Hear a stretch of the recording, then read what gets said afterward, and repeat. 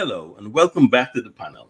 Tonight we welcome Thais Toussaint, the Senior Business Advisor and Director Designate of the Cayman Islands Center for Business Development. The CICBD was established in March 2020 as the agency was mandated by government to support the growth and development of small businesses across the Cayman Islands. It guides small business owners through key stages for properly managing and growing their businesses by providing training, coaching, and technical support to micro and small businesses. We would have heard much about the CICBD during COVID-19 pandemic and the support measures the government had put in place in the form of grants, soft loans, and training. Welcome to the panel, Mrs. Toussaint. Thank you for having me. I'm honored to be here with you, distinguished gentlemen. I see, Mr. Lewis. I was mentioning to you earlier that I'm the only woman on the panel. Why is that? and and um, and we decided to sort of mix things up to have a bit balance. And what a perfect time to tell you that you're the first woman on the panel. And as you mentioned earlier, it's Women's Month. So welcome on behalf of all the women in Thank you. Ireland. I'm happy to be here, and I'm Okay, honored to be the first woman on the show and great. to share more about what we do at the Cayman Islands Center for Business Development, otherwise known as the CICBD. Thank So you. happy to be here. Thank you for the invitation. Great. I want to also welcome my co-host, Mr. Mario Banks and Mr. Roy Budden. Good night, gentlemen. Good evening. Thank you Hi, very much. Good to be here. great to be here. Okay, great. So before we get into the discussion, we have a few questions for Mrs. Toussaint. But before we want to say happy Women's Month to all the women are listening. Women play a major role, not only our lives, but in our development and our business as well. And tonight, Ms. Toussaint, can you tell us a bit about the brief history and an overview of what the CICBD does? Sure. So the CICBD was set up to improve small business viability across the Cayman Islands, and doing this through business counseling, training, mentoring, coaching, and helping small businesses prepare to access financing. So this has always been the center's reason for being, reason for existing. However, in March 2020, of course, we were hit by COVID, and the center, which was actually scheduled to open in April of 2020, was forced to launch operations even before schedule and virtually operate online. So we had to respond to the immediate needs of the business community amid the global pandemic. And well, throughout the past 2 years now, our focus has been primarily on coordinating the small business relief efforts that were approved by the government, and in particular, the processing of the grant and the stipend payments for micro and small businesses that qualified under the various grant programs that were run. So it is only recently that the center is kind of shifting focus back to where it was before we launched.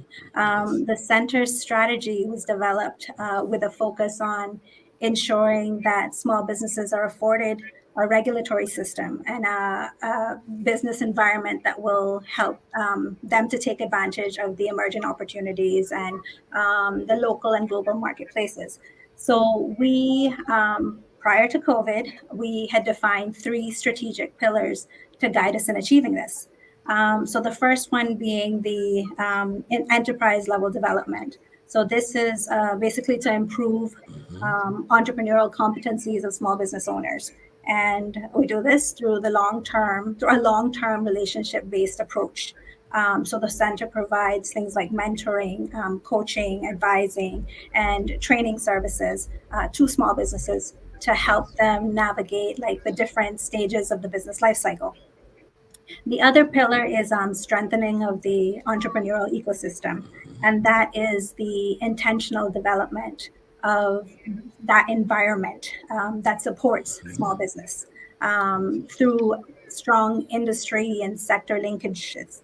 And we, the establishment of like a consortium or a group of professionals and experts to support small business owners, and developing a strong link as well with educational institutions, because we can't do it on our own. It's a lot that we want to accomplish. We need to, build those partnerships with those persons that are going to help us to accomplish that goal and to create that ecosystem that encourages entrepreneurship in Cayman.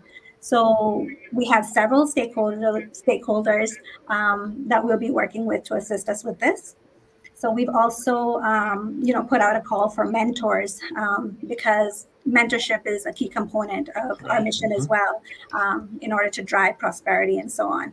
So mentors can lend experiences and expertise that we don't have in the center to the entrepreneurs that we work with on a daily basis.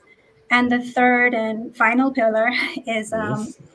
is institutional learning and growth as well. Okay. And this is internal, creating that internal learning environment that embraces innovation as well as technology, so as to adequately support meaningful small business growth.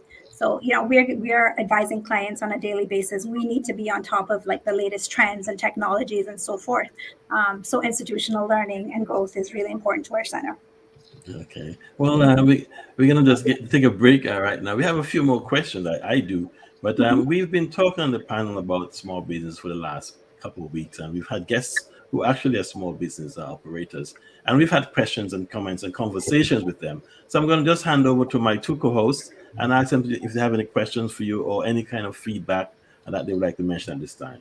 Mr. Mario, want to go first, please? Yeah, I just wanted to confirm then to Ms. Doucette. So your ministry then, you under the Ministry of Commerce? Is that the ministry you report to? Or? No, we're under the Ministry of Investment, Innovation, and Social Development. So we're the investment arm of that ministry. So we Right. fall under that section. Yeah, but you were formerly under the Ministry of Commerce, right? Under the previous. That's correct. Yes. Right. Yes. Right. Okay, I just want to know whether you're what kind of linkages do you have with like the Chamber of Commerce, the Small Business Association, the Department of Commerce and Investment, and the Cayman Islands Development Bank? Are you in linked in with them somehow in terms of your work, and also in terms of small business assistance? You mentioned about mentoring. Do you do any counseling, for example, to new businesses when they've been being set up in terms of doing a business plan or knowing how to budget and whether their business is viable or not, or they come to you after they're already established? Sure. I'll answer the first question. So I mentioned earlier about strengthening that entrepreneurial ecosystem. So we have been working with the Chamber of Commerce. We have reached out to them. We're still in the process of setting up additional meetings and so on to kind of discuss how we work with them. We do have relationships as well with the Cayman Islands Small Business Association, or CISPA, as they're known. We have been working with the University College of the Cayman Islands, UCCI, as well. We've also been trying to build relationships with the financial institutions, to help us also achieve our goals. So we are, still strengthening that that linkage, that relationship with them. As I mentioned before, our focus was really on processing the grant application. So it's only now really that we are really getting into the meat of the matter, so to speak, and actually providing the services that we were intended to provide. And then regarding your second question, yes, we do work with small businesses. I mentioned earlier that was our focus and our drive, and our overarching goal is really to improve as well as prove the economic value of small businesses in Cayman. So we hear about small businesses being like the lifeblood of every economy. And what we want to do is we want to actually prove that is so. So we work with all the clients that come to our door, as long as they sign an agreement that they want our services and they want to work with us, we gather the necessary metrics and so on in order to measure the impact. We go back after several months, and then we continue to measure just to see what the impact is. In terms of our advisory services, we do provide assistance with things like management and governance, customers and markets, production and operations, finance and sales, as well as transitioning the business. So we take persons from startup phase into growth mode.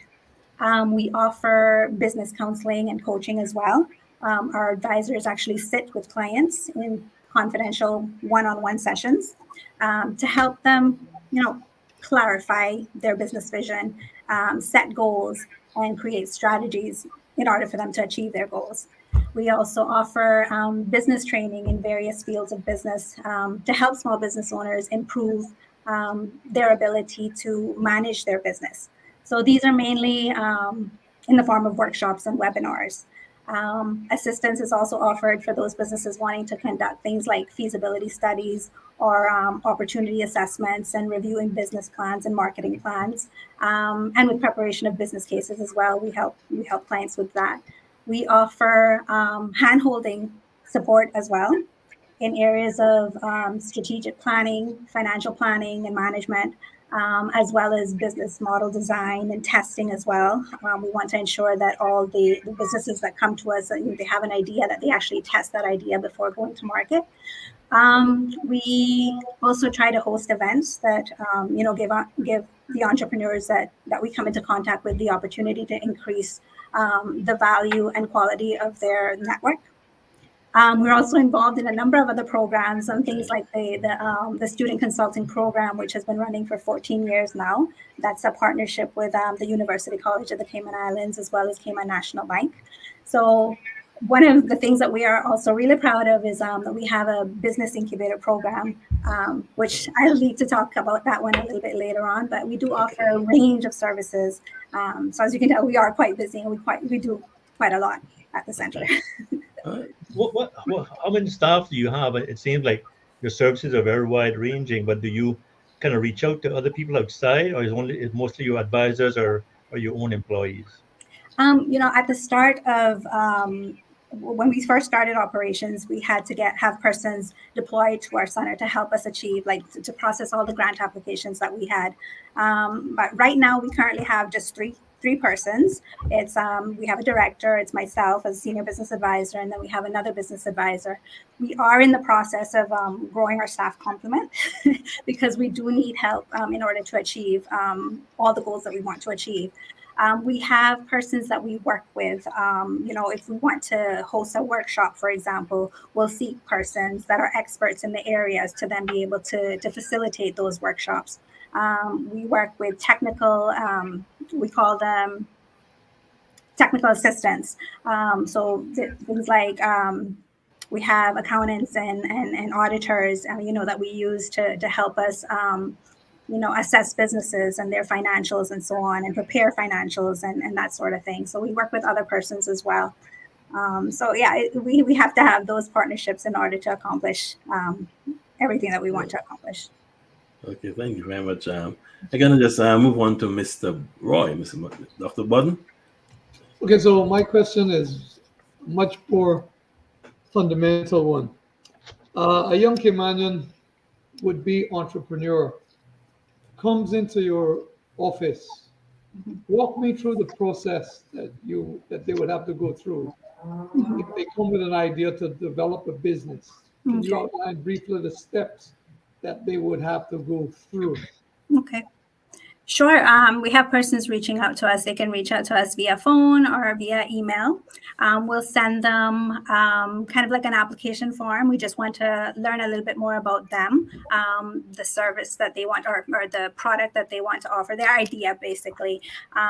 We offer services to both budding entrepreneurs, so persons that just have a concept, as well as established businesses that want to actually grow their business. So when you come to us, the first session is usually just a business diagnostics. We assess the business. We take a look at the areas. We first try to find out from you what you think your issue is, and then we'll talk a little bit more about what it is that's going on in the business. We try to gather as much information so that we can understand the business and what exactly happens within that business. So the next session, really, because that would be like an introductory session. The next session would be getting into depth, a little bit more depth with the business. So we go through basically the business assessment. So we do a little narrative, so to speak, and we discuss that at the following session. And then we come up with ambitions or goals that we want to accomplish. And we will pretty much work out how we're going to accomplish those goals, and we'll set timelines, whether it's 30, 60, 90 days. And then we continue meeting with the clients. What we try to do as well, I mentioned earlier, we kind of try to gather the metrics that we will use to measure the business's success, so to speak, the key performance metrics. So we gather that at the first meeting, and then we continue to measure that as we go along, just to see the progress. So it really depends on what it is that the business needs help with. So Sorry, go ahead. once you've gotten through that process, Mhm. and you say, yes, this sounds feasible, it sounds like something we can support, what then? What kind of financial assistance do you give? Can they get financial? Is your office a one-stop shop? Can they get financial assistance from you? Or do you offer a recommendation for them to get the financing from someplace else? So that's how it works. So they will come to us. Sometimes they don't have their bookkeeping in order, their records in order. We will help them put together those financial statements and prepare them. Take all the necessary steps to prepare them to then be able to approach the financial institutions. We actually don't offer financing here, but we will help those small business clients to have their documents in order to be able to then approach the financial institutions for assistance. We've also been working with the financial institutions. Last year we held a workshop with them to try to find out, exactly what is it that financial institutions, what are banks looking for when approving small business loans. So we work with them as well. We try to educate the small business clients and just prepare them to receive those financing, ensuring that they have all the proper systems, the structure, and the processes in place in order for them to then convince the bank, to lend them the funds.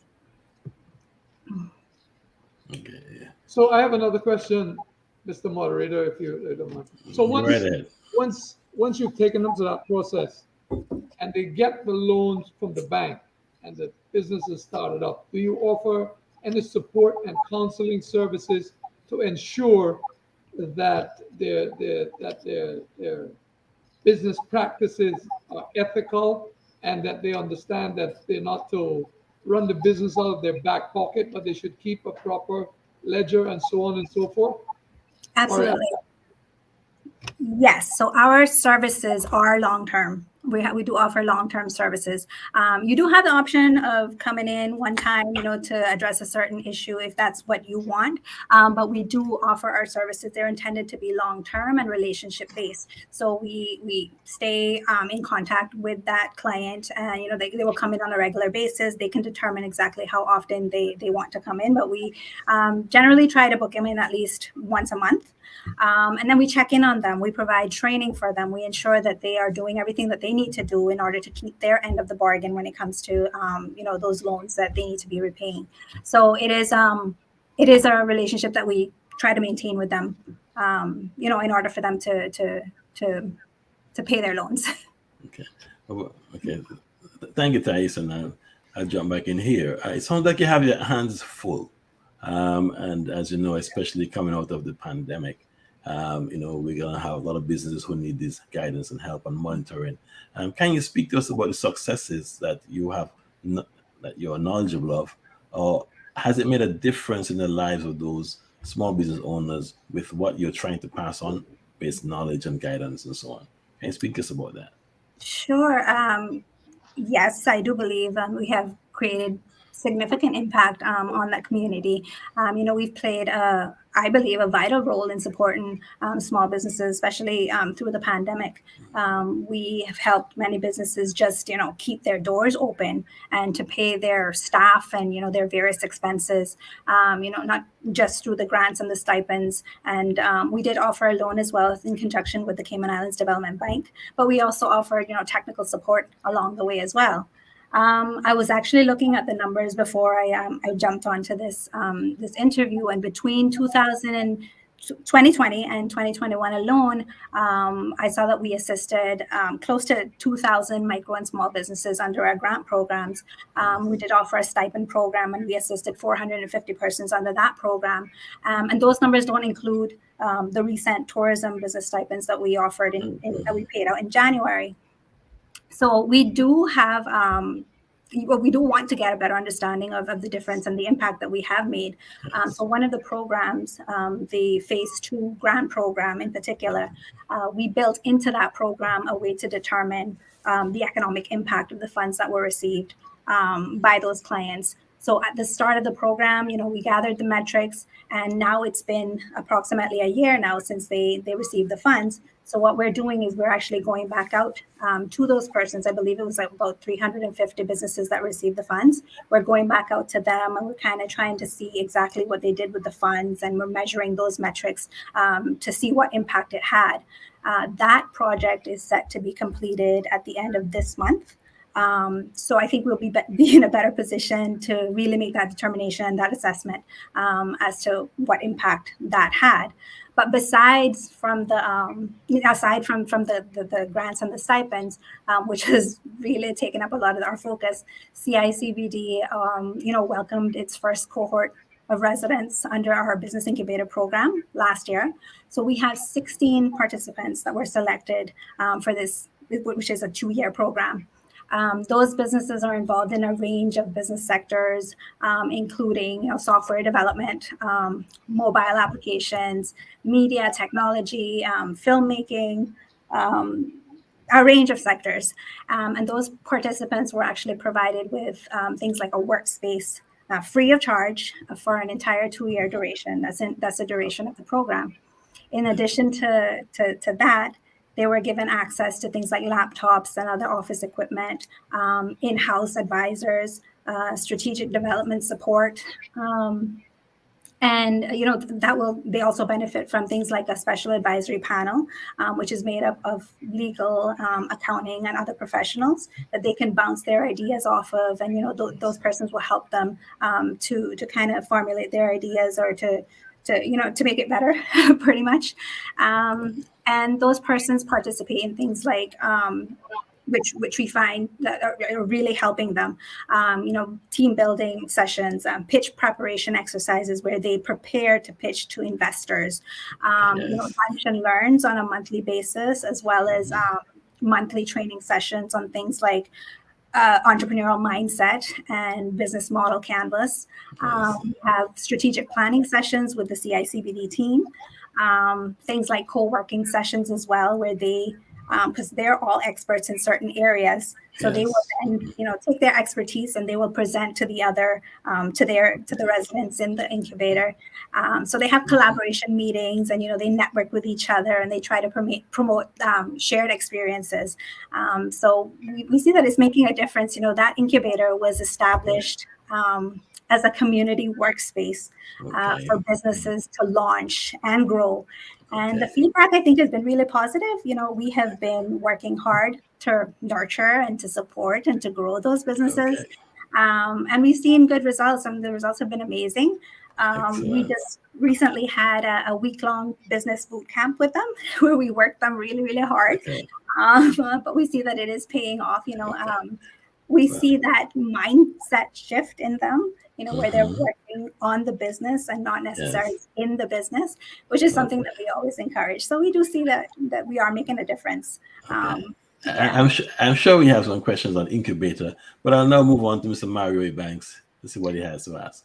Yeah, I was interested in the concept of measuring the impact and the metrics. I was just curious as to what sort of, generally speaking, what sort of metrics you look at in terms of the impact or the contribution. And so maybe you could speak to us on that. But I also want to just continue to say that one of the issues that we have that we've heard from other people on the panel in recent weeks is about the access to financing for small businesses start up or for expansion. It's very difficult to get financing. Businesses have to really go into major examples of what they've done, and some of them are young, and they're very much in their embryonic stages of development, so they really don't have a track record.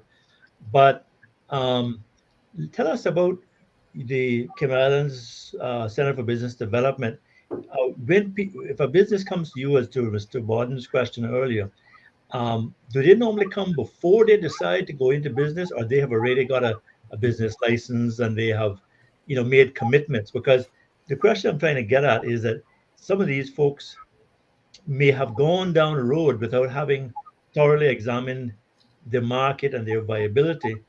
Some of them have stuck their neck out even to get financing or mortgage their assets or whatever, and then realize that it's not really a good model. So, and I know it's difficult. We're in a free market economy, so you can't tell them, oh, you can't do this.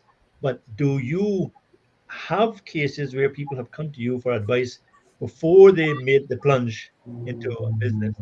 And if not, then what are your thoughts about that in general? Okay, sure. So your first question was regarding the metrics that we collect. So there are several metrics that we look at. We look at the number of jobs that they currently are, number of positions that they currently have filled. Then we also look at things like the number of contracts that they have and the value of those contracts, the number of products or the number of services that they offer. If they've obtained any financing, we take a look at that as well. We take a look at their sales and revenues and any changes in that. We try to measure that as well. So those are the things that we try to measure when we first meet with a client, and as we go along as well. Regarding your second question, you were asking about the financing and the types of businesses that come through our doors.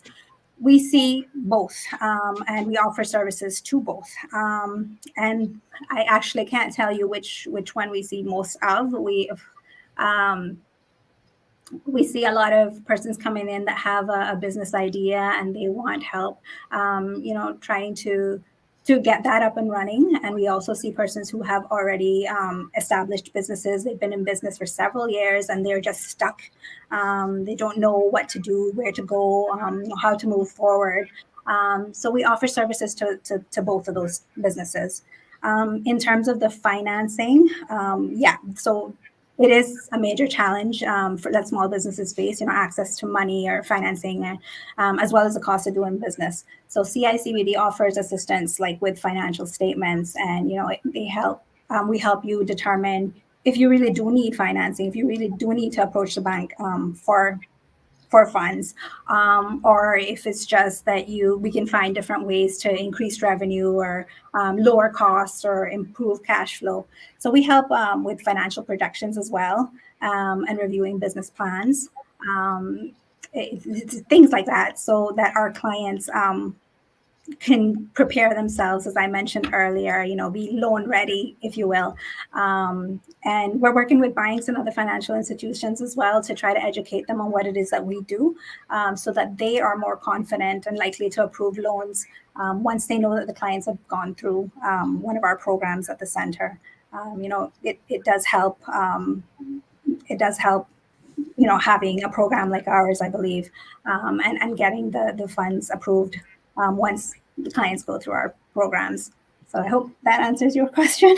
Yeah, that's very good. Just a follow-up, connected follow-up then. We have no consumer protection legislation in Cayman. There's no price control legislation or regulations.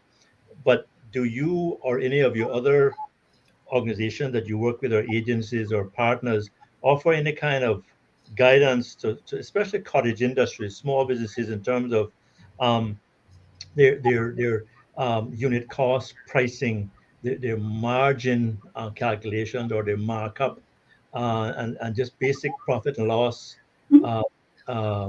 gross profit and loss calculations? Because we see Cayman is a very expensive place, and probably going to get even more expensive now with this war and all these sanctions and all that. But I see where some businesses, not just small businesses, but when you check their markup, some of them are marking up 600 or 700%. And you wonder whether the market sometimes don't bear it. Those persons might have problems. But if everybody else prices at that same markup, you kind of wonder. So I'm just wondering, do you all offer that kind of assistance as well? Yes, so we do look at pricing strategies and what pricing strategies the businesses use. If they are in existing businesses, or if they are a startup looking to go into business, we take a look at the different pricing strategies that they can perhaps use. the thing is, we can't tell them what it is that they need to do. We will offer advice and guidance, and perhaps give suggestions here and there, and kind of make them determine what pricing strategies they need to use. So it is a bit difficult, sometimes trying to have that conversation with them. But we do take a look at pricing strategies, and we look at the projections with using several different pricing strategies and that sort of thing. So that is something that we do look at. Thank you. Yeah. Mr. Roy. Yes, I want to ask, how closely do you work with the development bank? And also, if you have any affiliations with international organizations which offer similar services to what you do? Well, initially, when we first, when we first launched, we were offering a low interest, a small business loan, low interest small business loan. And we worked with the Cayman Islands Development Bank on that. So we processed the applications, and we helped to ensure that the clients had all the documents in place that they needed, that their business plans were all in order, that they had the proper financial projections and that sort of thing, to then be able to finalize their application to then send on to the Cayman Islands Development Bank.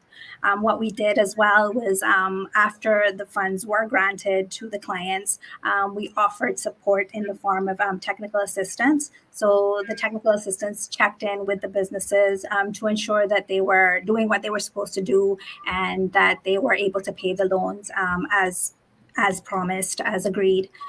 So that was the kind of relationship that we had with the Cayman Islands Development Bank. We are still trying to, we are growing.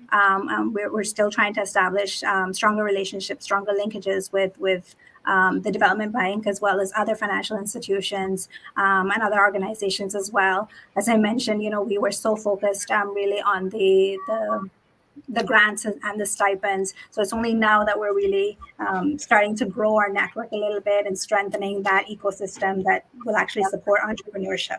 So we do want to work more with the Cayman Islands Development Bank, perhaps offer programs that we can then, offer to our small business clients. Work with the Cayman Islands Development Bank. We haven't figured it all out as yet, but we're hoping to grow those relationships. So the next part of the question was international agencies or international organizations. We have our model is based off of the Small Business Development Center model of America, and we do have relationship with other small business development centers in the U.S. In particular. That's really it right now. We're still trying to grow those relationships with the other organizations. There may be some other ones. I can't think of them really off the top of my head right now. Okay, very good. All right. Small business is very important to the survival of this economy, and we all believe it. We had some guests from Chamber of Commerce, and they confirmed that their focus going forward would be small business, and that made up the majority of their membership. Do you think that the small businesses that exist today are being successful in their challenge in the strategies, or do you see Caymanian businesses moving forward and growing to be able to bigger business in the future? And the question I'm trying to ask is, what is the potential of small businesses in the Cayman Islands, from your view, to grow?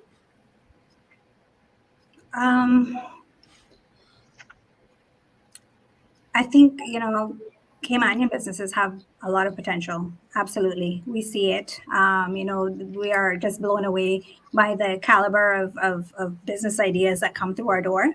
And there is a lot of potential there, and that's why we exist. We're trying to develop that potential, and trying to help those small businesses get those businesses up and running. So there is a lot of potential there. I'm not sure if that answers your question. Well, yes, definitely, and that's what we want to hear. That because a lot of people listen to this program, the panel, and they realize that we talk about topics that they want to hear about. And many young entrepreneurs want to know if it really makes sense to go into business in the Cayman Islands. The market pool for their business may be tight or saturated, and they're not sure whether they should go into business on their own or try and find a job, work for somebody else. So just wanted to give them some comfort that there is a possibility and there's options here where getting the training from your organization, they should be able to feel comfortable stepping forward and taking that mighty leap. So that's the only way to go for a young person to one day own your own business. And that is so Right. important that they feel comfortable in moving forward. And hearing it from you, it really does good. Yeah, so we have found that, businesses' ability to thrive, it really depends on the entrepreneurial competencies and the technical expertise of the owners or the operators of the business. Caymanian entrepreneurs and business owners, we think really should or must avail themselves of the resources that are offered to them, through us, for example, so that they can then thrive and be competitive in the space, in order to not be crowded out, so to speak. So this is the reason why we exist. We provide a full service experience for Caymanian businesses. We're not just about grants. We do offer customized services. We try to address persons' individual needs, business needs rather.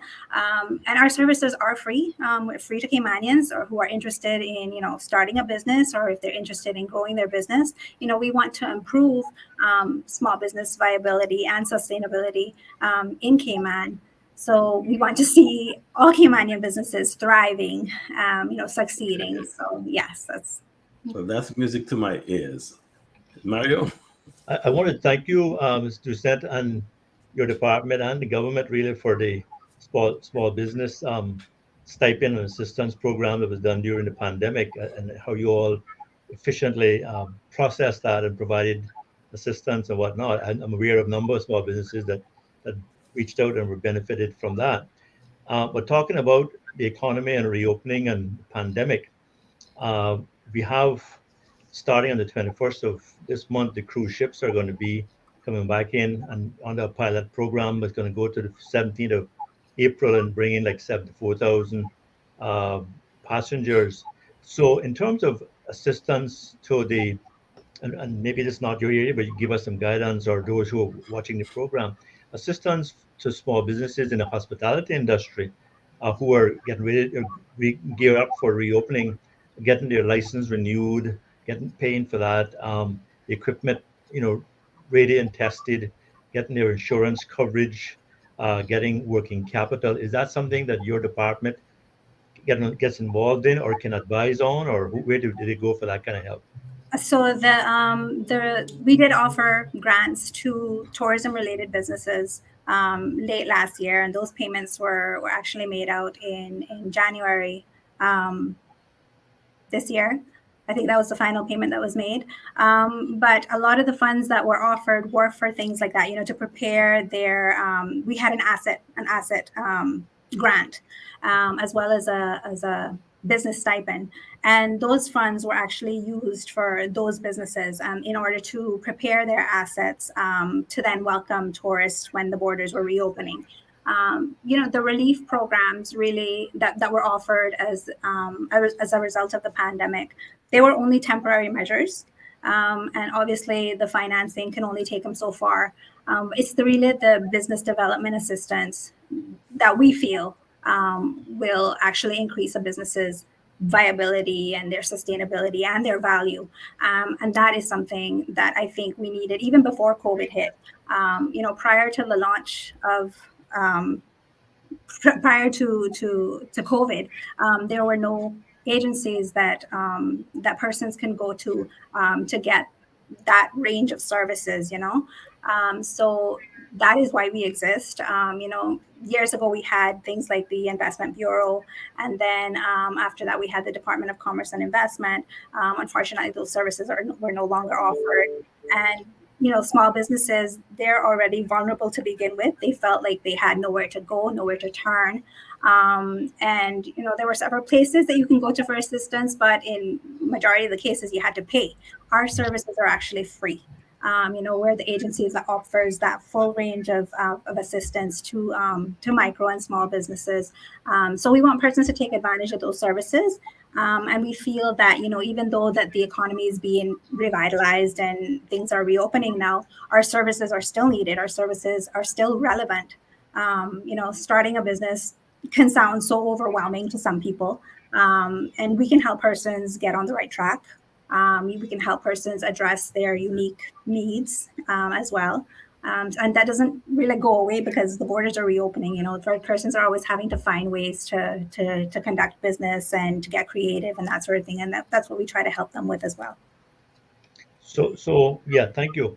So in terms of small businesses, cottage industries, during the pandemic also, a lot of people started these little businesses, cottage industries, some farming or doing crafts or jams or making things or even food and services and products.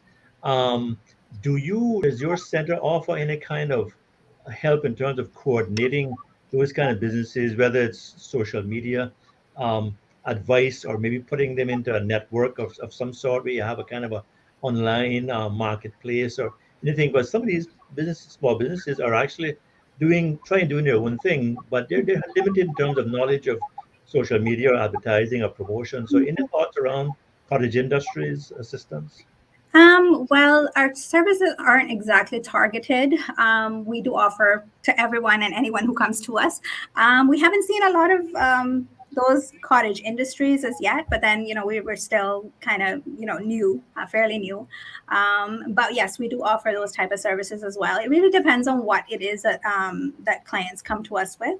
A lot of our clients need help with marketing, creating marketing strategies and that sort of thing. So we try to help them get on the right track, try to help them get creative with their business as well, take a look at their business models, ensure that they're repeatable and scalable, that they can definitely grow it and that sort of thing. So we do offer that type of assistance. So again, it really depends on what it is. And then again, as I mentioned earlier, it's to existing businesses as well as persons who just have an idea where to go. Okay. Mr. Moderator, if I could just, before I forget it, I wonder if you could give us your email address and telephone number and location, because people who are watching tonight might want to get in touch with you tomorrow morning. Absolutely, yes. And that's what we want. We want persons to take advantage of the services that we offer. So the email address is cicbd@gov.ky. And our phone number is 244-8009. So, just give us a call. Let us know what exactly it is that you're looking for, and we would be absolutely happy to meet with you. Thank you very much. Dr. Roy. Yeah, I'm fascinated with this whole idea of small business and micro industries. But I think that what happens so often is that the departments which are responsible for overseeing the growth and development often operate in silos. So I want to understand for my own edification and probably for the edification of our listeners and viewers, how closely do you work with the Cayman Islands Development Bank? If someone comes to your office and gets a grant approval for a business and have to access finance, is that given special dispensation at the Cayman Islands Development Bank? And what happens after they come for the loan application and the loan is granted? What kind of support they get? Who's responsible for holding the hands of the entrepreneurs after that? Is that your responsibility or is that the development bank's responsibility? Okay, well, I mentioned earlier that we did have a low interest small business loan at the start of COVID. That was one of the COVID relief measures that was offered by government. So under that program, which is actually unfortunately no longer open, But under that program, we worked with the clients, we worked with the small business owners. We actually had technical assistance at that point in time, helping with those clients to prepare their financial statements and to just stay on top of that. So once those loan applications were completed and all the documents were in order, then we sent over the application to the CIDB, who then processed the loan. But part of the program, part of the agreement that we had with CIDB was that we would offer ongoing checking in with the client. So our technical assistants actually were in contact with the clients, I believe, quarterly, preparing their financial statements in order for the CIDB then to see exactly how they were performing with their financing, and then, ensuring that they were able to pay back their loans. So that was the relationship, and that was us. We were actually, the technical assistance that we have on hand, we're actually working with our small business clients in order for them to meet their obligations with the CIDB. So unfortunately, that program closed last year, or was the year before last, 2020. And we are looking to build those relationships, as I mentioned earlier, with CIDB, and we're hoping to offer those sort of programs and that sort of support to small businesses as well. So let me ask you this question then. Does the process flow the other way? Is it that when the Cayman Islands Development Bank have a client who is in trouble, do they refer them to you for counseling and for your advice for services before it comes to the point where they have to foreclose or the business goes belly up? Okay, that's where we want to get to, actually. We do want not just CIDB, but other financial institutions as well to refer clients to us. So we want to build a relationship with those financial institutions where they are aware of the different trainings that we put the clients through in order for them to meet their financial obligations, because we want persons to be in good standing with whoever it is that granted them their loan. So we want to establish those relationships more with the financial institutions so that we can have those relationships where we can refer, they can refer clients to us. Say, for example, they have a client that is having difficulty meeting their obligations. They can come to us and we can work with them and try to find ways for them to either, make more revenue or, to cut costs in some areas. So we'll work with them in that regard, just to try to get them to meet their financial obligations. So we want those clients to come to us as well. So we want the banks to refer those clients, but we also want to work with them even before they make contact with the bank for a loan. We want to take them through an entire program so that they can then be ready to approach those financial institutions for loans. Okay. Final, Mr. Moderator, I have one more question. Go right ahead, sir. Do you have, Ms. Doucette, any outreach programs to the schools, especially the high schools? Okay, so there are several initiatives that we're considering right now, and one of them, which is something that we've been talking about for a while now, is entrepreneurship clubs in schools, in the primary schools as well as the secondary schools. We feel that entrepreneurship education really should start at a young age. We want to instill in our young students that they can become employers and not just not employees. They can start a business. If they have ideas, they can get creative. They can make that kind of impact. So it's something that we are looking at. We've been talking about it for a while now. We're going to be taking on some additional staff shortly, and hopefully we'll then have the resources to be able to do that, to go out to the schools and to ensure that those programs are in place. So there are several things. So the entrepreneurship clubs I mentioned, but there are other things as well. We want to do things like a youth business boot camp that we would love to launch hopefully this year. It's just having the resources. It's a lot that we're trying to take on, but there is a lot that we want to do, and a lot of it does involve the youth. But in particular, the e-clubs is what we're really excited about, and something that we absolutely want to implement this year. Okay. Thank you, Thais. I'd like to use the last 10 minutes for us to look forward. we are all visionaries, and we like to see what's going to happen in the future. And we understand that the cost of living is going to go very high. Things are going to get tough for maybe some business as well. We are thankful for what the government has done and the assistance that has been given in the past, but we also have to move forward and deal with the future.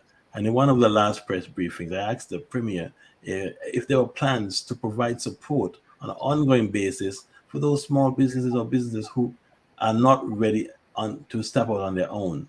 And the borders have just been opened up. The cruise is going to start coming next week, but unfortunately, it will take some time before they get back to where they were before. So during that time, the next year and a half or year and a half, who's going to help those companies? And if there are any, because can you say if there are any programs that you're working on that will be put in place to help people in the future?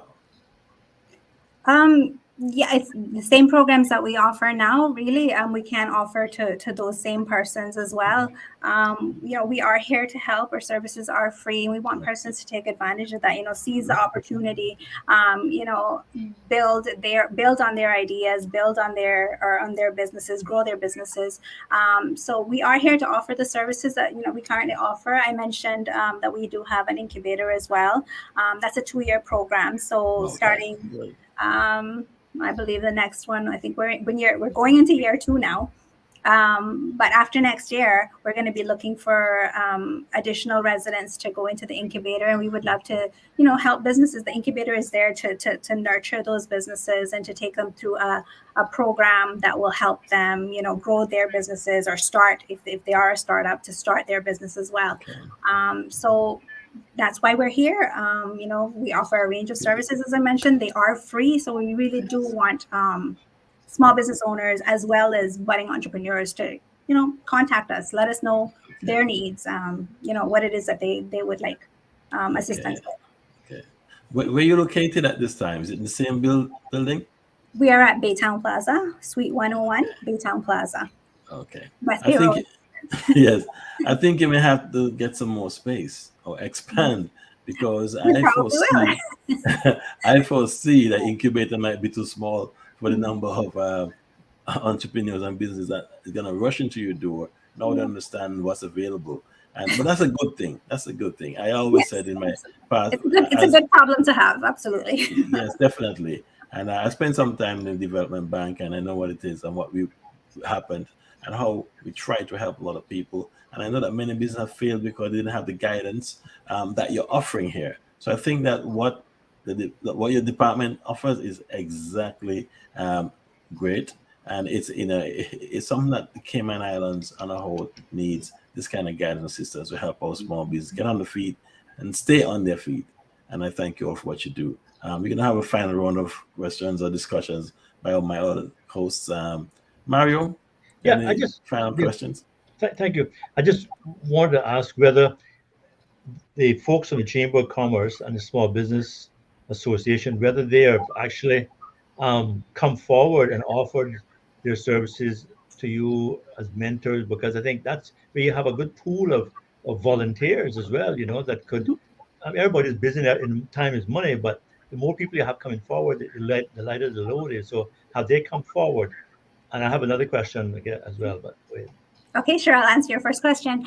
Yes, the Chamber of Commerce has actually offered their mentors. They run a mentorship program over there, and they have so many business owners that we would love to tap into that network. And yes, they did offer their mentors. I think we just have to then meet with them to be able to finalize those details with them. We also work closely with the Cayman Islands Small Business Association. They make contact on a regular basis, and we try to keep them informed of what it is that we are doing.